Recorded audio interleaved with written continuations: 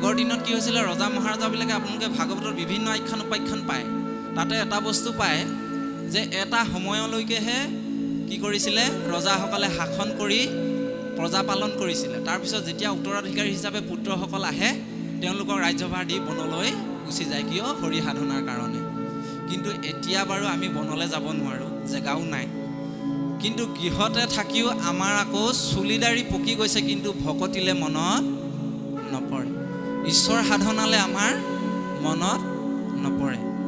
গতিকে চাওক, আপোনাক মোক এটা বস্তু কৈছে, আজিৰ তাৰিখত ককাই ভাইৰ মাজত মিলন নাই, একতা নাই। কিয় নাই? মাটি বাৰীৰ কাৰণে।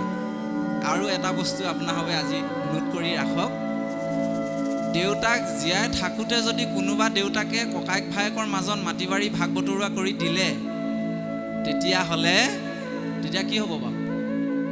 দেউতাক মৰাৰ পিছত কাজিয়া নহয়। আৰু যেতিয়া দেউতাক মৰাৰ পিছত ককাই ভাইৰ মাজত মাটি বাৰী ভাগ বতৰুৱা হ'ব, তেতিয়াহ'লে কাজিয়া লাগি মৰাটো নিশ্চিত, হয়নে বাৰু? লাগিছে নাই বাৰু? আপোনাৰ ভাবে আজিৰ তাৰিখত যাবচোন গাঁওবিলাকলৈ, দুখেই লাগে। বোলে আপোনাৰ ভাবৰ ককাই ভাই কেইজন? বোলে 4জন, বোলে 2জন, বোলে 3জন। এজনে বেলেগকৈ থাকে, মাত বোল নাই। ইজনে ক'ব এজনো বেলেগকৈ থাকে, মাত বোল নাই। বোলে কেলেই? এজনে মানে মাটিৰ সীমাটো সদায় ঠেলি থাকে, সেইকাৰণে কাজিয়া, হয়নে বাৰু? তাৰপৰা সিজনে ক'ব তেওঁ মাটি সৰহকৈ ল'লে, আমাক নিদিলে, মাটিৰ ভাগ নিদিলে, ইত্যাদি ইত্যাদি। এই সমস্যাবিলাক আজি হৈ আছে, সেইকাৰণে কৈছে বাহ্য জগতত কুৰুক্ষেত্ৰ চলি আছে।